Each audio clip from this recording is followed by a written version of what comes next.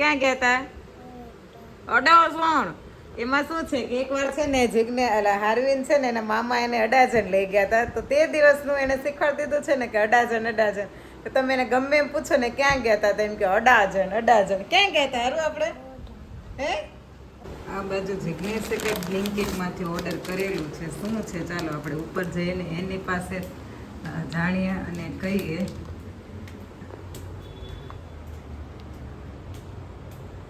અને કંઈક અહીંયા વાઈફાઈનું પકડાતું નથી ને તો કંઈક અહીંયા સેટિંગ કરે છે. જિગ્નેશ આ તમે કંઈક મંગાવ્યું છે, શું છે આમાં? એ તો જો ત્યાં જિગ્નેશ જોવે છે ને હમણાં ઓર્ડર કરી દેશે. હેલો ફ્રેન્ડ્સ, ગુડ મોર્નિંગ, જય શ્રી કૃષ્ણ. સ્વાગત છે તમારું એક મસ્ત મજાના નવા બ્લોગમાં. અને આજે આપણે બ્લોગ શરૂ કરીએ છીએ 10:30 વાગે. અને અહીંયા મારો બ્લોગ જોવાય છે. અને આ બાજુ હારવીન પણ ઉઠી ગયો છે અને જિગ્નેશ પણ ઉઠીને જો આવ્યા છે. બિકોઝ છે ને અમે કાલે 1 વાગે છે કે આવ્યા હતા, એટલે મોડા સૂતા. શું મમ્મા આવ્યા? હારવીન જો રાજી થાય છે બ્લોગમાં. અહીંયા ટીવીમાં હું દેખાવ છું ને એટલે તો મોડા સૂતા ને રસ્તામાં છે ને આરવીન સૂઈ ગયો તો ને આવીને પાછો છે ને ઉઠી ગયો તો એ રમત કરતો હતો. એટલે અડધી કલાક બાદ એટલે 1:30 વાગે અમે સૂતા. એટલે આજે અમારે થોડું લેટ થઈ ગયું છે. અને બ્રિજેશે આ બાજુ સૂતો છે. આપણે જોકે બ્રેકફાસ્ટ કરી લીધું છે. જો જિગ્નેશને આરવીનને બંને બાકી છે. હવે આપણે એનું બ્રેકફાસ્ટ કરી દઈશું. બ્રેકફાસ્ટ ને લંચ આઈ થિંક બધું ભેગું જ થઈ જશે. એન્ડ જે લોકો ચેનલને સબસ્ક્રાઈબ નથી કરી એ જઈને સબસ્ક્રાઈબ કરી દેજો. લાઇક, શેર એન્ડ કોમેન્ટ કરવાનું પણ ના ભૂલતા, જેથી કરીને અમને ખ્યાલ આવે કે કોણ કોણ અમારો બ્લોગ જોવે છે અને અમને સપોર્ટ મળે. હારું, ગુડ મોર્નિંગ, જય શ્રી કૃષ્ણ, સીતારામ. ઓરો સીતારામ બોલતા બોલતા હજુ બગાસ આવે. જોરથી બોલે મારો દીકરો. સીતારામ. આપણે ક્યાં ગયા હતા કાલે ક્યાં ગયા હતા? અડાજણ. એમાં શું છે કે એકવાર છે ને હારવીન છે ને એના મામા એને અડાજણ લઈ ગયા હતા. તો તે દિવસનું એને શીખવાડી દીધું છે ને કે અડાજણ. તો તમે એને ગમે એમ પૂછો ને ક્યાં ગયા હતા, તો એમ કે અડાજણ. ક્યાં ગયા હતા હારું આપણે? હે? અડાજણ. કે દીદી પાસે ગયા હતા? હે? દીદી પાસે ગયા હતા? તને દીદી રમાડતી હતી? તું રમાડતો હતો દીદીને? હા. અને આ બાજુ જિગ્નેશને મળી લે. Jignesh, good morning. Good morning. Sitaram. શું પ્લાન છે આજનો? ખબર નહીં. તો જિગ્નેશે છે ને જીઓમાંથી એરટેલમાં પોર્ટેબિલિટી કરાવી. તો 2-3 દિવસ તો જીઓવાળા એટલા કોલ આવે ને એ લોકોના, જેટલા કોલ તો આપણે કોઈક પ્રોબ્લેમ આવ્યો હોય ને આપણે ફોન કરીએ ને તો એ લોકો ક્યારેક રિસીવ ન કરે. પણ પોર્ટેબિલિટી જેવી કરાવે ને એટલા એ લોકોને કંપનીના ફોન આવતા હતા ને કે વાત ના પૂછો એમ. એટલે હવે તો એનું એરટેલમાં એને પોર્ટેબિલિટી કરાવી દીધી છે ને ઈ સિમ કરાવ્યું છે. મારામાં પણ અમે ઈ સિમ કરાવ્યું. બિકોઝ આઈફોનમાં સિંગલ સિમની જ તે સિસ્ટમ આવે. એટલે મારી પાસે ડબલ સિમ હતા તો એક સિમનું અમે ઈ સિમ કરાવ્યું અને બીજું તો આપણે આમાં અંદર પેલું કરી દીધું છે. એટલે આવું બધું ચાલ્યા કરે છે. ને હવે થોડાક અમે મુકેશ કાકાને મૂકીને છે ને અમે ગયા છીએ એરટેલ તરફ. વાઈફાઈ પણ એરટેલનું લઈ લીધું અને હવે સિમમાં પણ એણે એરટેલ લીધું છે. મારું તો જોકે જીઓનું છે. એમાં શું થયું છે, જીઓની સર્વિસ હવે બહુ ડાઉન થવા માંડી છે. પહેલાં જેવી સારી આવતી હતી ને એટલી સર્વિસ અહીંયા પણ નથી મળતી. નહીં તો પહેલાં સારું હતું એનું કામકાજ. એટલે અને આ બાજુ જો આપણે બ્લોગમાં માખણ બનાવીએ છીએ, એ બ્લોગ ચાલે છે.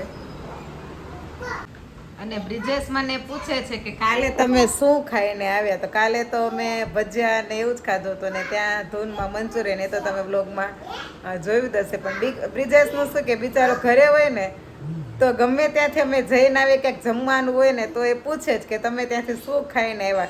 બીજું એ કાંઈ ન પૂછે, ખાવાનું પૂછે કે તમારી ડિશને મેનુમાં કઈ વસ્તુ હતી. એ તો એને કમ્પલસરી પૂછવું જ પડે. અને ત્યાંથી પણ હું ભજીયા લેતી આવત, બટ અમારે ત્યાંથી પછી ધૂનમાં જવાનું હતું. એટલે ધૂનમાંથી પછી લેટ થઈ જાય ને પછી ભજીયાનું કંઈ સારા એવા રહીને ઠંડા પડી જાય. નહીંતર મારો વિચાર હતો કે મારા સસરાને ઘરેથી અમે ભજીયા લઈ આવે. ગમે ત્યારે અમે જઈએ ને તો કાંઈક ને કાંઈક ત્યાં બનાવીએ. એટલે બ્રિજેશ માટે મારે લાવવાનું હોય જ. બટ આ વખતે લવાય એમ નહોતું. એટલે જો વાગી ગયા છે 11:15 અને આજે આપણે જિગ્નેશ ઘરે છે ને તો ઉપરની રૂમમાં આવી ગયા છે સાફ સફાઈ માટે. જો આરવીન કાલે આવીને પછી જો કબાટમાંથી ડાયપર કાઢતા હતા બધું એમને એમ પડ્યું છે. એટલે જિજ્ઞેશ હોય ને તો આજે જો કે સન્ડે છે તો એ ઘરે છે, ઘરેથી કામ કરવાના છે. તો હજુ તો એ ઉઠીને ફ્રી થયા છે ત્યાં સુધીમાં આપણે ઉપરનું અને ઉપરના ફ્લોર પર મારે આજે કામ કરવું છે. તો ઉપરથી લઈને બધેથી જ અહીંયાથી લઈને બધું આજે સાફ સફ કરવાનું છે આપણે. એટલે ફટાફટ કરી દઈએ અને બપોરે તો પપ્પાનું ને મારું જ લંચ કરવાનું છે.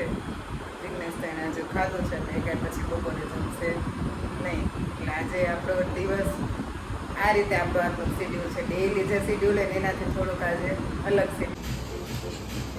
જો આ બાજુ અરવિંદભાઈને છે ને પપ્પાએ ડાન્સનું બીટ કરી દીધું છે. તો ભાઈ ડાન્સ કરે છે. જે નાવાનું જો કે બાકી છે ને પપ્પાને મળી લે. પપ્પા સીતારામ. જો અરવિંદભાઈ તો ડાન્સ કરે છે.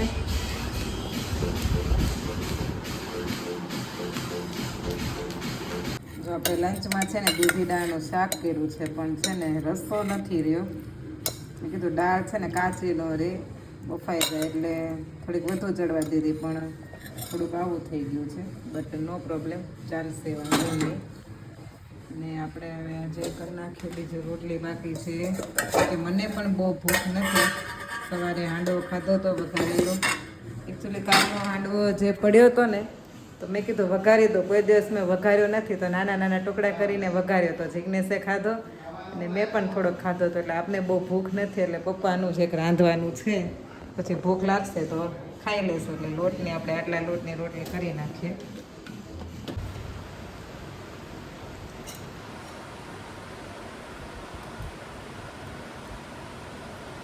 જો અને હું છે ને શાક ખાવાની ના પાડું છું. ચણાની દાળ છે ને તો નકરી દાળ જ ખાય છે. જોઈને ચમચો મોઢે માંડો. જો જો કુકર છે ને ખાલી થઈ ગયું છે તો મેં કીધું હવે નથી ખાવું તમે જઈ ખાઈ.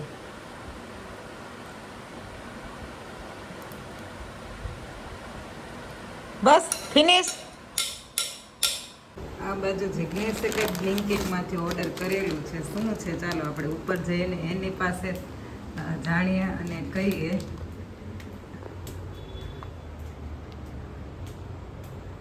અને કંઈક અહીંયા વાઈફાઈનું પકડાતું નથી ને તો કંઈક અહીંયા સેટિંગ કરે છે. જિજ્ઞેશ આ તમે કંઈક મંગાવ્યું છે, શું છે આમાં? તારા માટે નાસ્તો છે. નાસ્તો છે. જો કે હું તો લંચ કરીને જ આવી હજુ ફ્રી થઈને. જોઈએ આમાંથી શું નીકળે છે. હલ્દીરામ ભુજિયા સેવ. કેમ અત્યારે અચાનક bhujia sev? Okay. Mouse pad. તો માઉસ પેડ ને આ ભુજિયા સેવ બે એમ કેમ મગાવ્યું? એક લેતા મોંઘું પડે એટલે ડિલિવરી ફ્રી કરવા માટે બીજું મંગાવવું પડે. ઓકે, ટ્રીક છે ને, ડિલિવરી ફ્રી કરવા માટેની ટ્રીક છે. બરાબર. હું એમ કહું કે શું જિજ્ઞેશે મંગાવ્યું છે બટ એમાંથી નીકળ્યું ભુજિયા સેવ અને માઉસ પેડ. ચાલો હવે એના કામની એક વસ્તુ છે ને એક આપણા કામની છે ભુજિયા સેવ. એ હા. અને આ બાજુ જો 1:30 વાગી ગયો છે ને રવિવાર હોય ને એટલે આપણે તો છે ને ફ્રી થવાનું આવે જ નહીં એમ કહો ને તોય ચાલે. કારણ કે દરરોજ તો છે ને 1 વાગે ને ત્યાં આરવીને લઈને સૂઈ જાઉં ને આજે 1:30 વાગ્યો ને તો હજુ કામ ધીમે ધીમે શરૂ થયા જ કરે છે અને પૂરું થતું નથી. આવું બધું ચાલ્યા કરે છે. અને જિજ્ઞેશ જો શું વાંધો આવ્યો જિજ્ઞેશ રાઉટરમાં? તો આ બધું જઈને મૂક્યું છે. એકચ્યુઅલી અમે ઉપર એક રાઉટર રાખ્યું છે ફર્સ્ટ ફ્લોર પર જેથી કરીને અહીંયા અમારા રૂમમાં પકડાય. તો પાછું સેટ કર્યું છે. હવે જોઈએ કેમ થાય છે. હા તો જિજ્ઞેશે વાઈફાઈનું સેટિંગ કર્યું પણ કહે છે કે અહીં ઉપર પકડાતું નથી. જોકે મોબાઈલમાં તો અમારે પકડાય છે પણ આ લેપટોપમાં પ્રોબ્લેમ આવતો હશે. અને નીચે કામ કરે ને તો આરવીને એને ડિસ્ટર્બ કરે. તો મેં કીધું તમે ઉપર જતા રહ્યો ત્યાં તમારે શાંતિથી કામ થાય. તો અહીંયા ઉપર આવ્યા ને તો વાઈફાઈનો પ્રોબ્લેમ છે. અને પહેલાં ભાઈના હાથમાં જો એસીનું રિમોટ આવી ગયું છે એટલે ચાલુ બંધ કરે છે. સારું ચાલો સૂઈ જવાનું છે. ચાલો જો ભાઈને છે ને કંઈક નખરા કરવા જોઈએ એટલે સિંગદાણા લીધા છે અને ખાવણી લઈને બેસી ગયો છે. મને એમ છે ખાવા હશે ત્યાં તો એને ખાનામાંથી ખાવણી લઈ લીધી અને ટાઈમ પાસ કરી તો હું કરે જ બેઠો અને આ બાજુ આપણે દાળ ફ્રાય બનાવી છે. દાળ ફ્રાય અને જીરા રાઈસ. બંને વસ્તુ મૂકી દીધું છે બાફા. શું એકલા દાણા તો છે એકલા ખા પેલા. આ બાજુ છે સલાડ, જીરા રાઈસ અને ઢાબા સ્ટાઇલ દાળ ફ્રાય.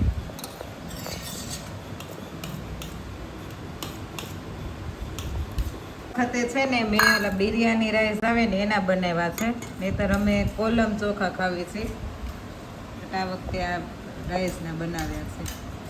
જો આપણે છે ને આજે આરવિન ક્યાંનો કુઈ કરતો હતો ને, તો અમે આવ્યા છીએ પ્રભુ પ્રસાદમાં આઈસ્ક્રીમ લેવા માટે. અને અમે ઓર્ડર કર્યું છે બિસ્કોફ. આનું એક નવું છે આલમંડ કેરેમલ, એ પણ અમે લાસ્ટ ટાઈમ લીધું હતું, એ પણ ફાઇન છે. અને આ બિસ્કોફ આ વખતે ટ્રાય કરવાનું છે, તો એ લઈ જઈએ છીએ. બાકી આ લોકોની કુલ્ફી છે, આઈસ્ક્રીમ ને ઘણું બધું છે. Coco ice cream with coco bowl. Okay, તો જો ત્યાં જિગ્નેશ જોવે છે ને હમણાં ઓર્ડર કરી દેશે. જો આ છે ને ક્યારનો મને ટપાટપી મારે છે, એના પપ્પા ખીજાણા તોય સમજતો જ નથી, એક ધારો મારે છે. હવે આપણે એને સામા મારીએ તો પાછો એનું તોફાન વધે. તો જો એને નખરા જો, હવે એને પપ્પા પાસે ગયો છે, જો કેવો મારે જોર જોરથી. એને છે ને આમ મજાક થાય છે કે હમણાં તો અમે જમતા હતા ને તો બ્રિજેશને બિચારાને 2-3 વાર મારી ગયો. એ છોકરો જ કાંઈ કરી ન શકે. અને અહીંયા જુઓ તોફાન જો.